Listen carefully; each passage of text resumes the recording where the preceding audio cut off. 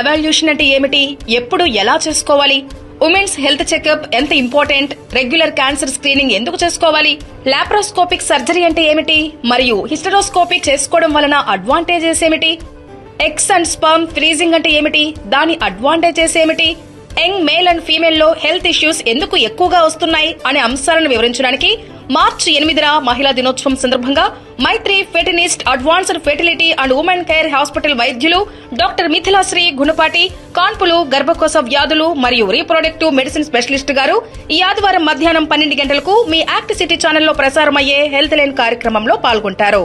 మీ సందేహాలు, సలహాల కొరకు మీరు ఫోన్ చేయవలసిన నంబర్ 08612303999.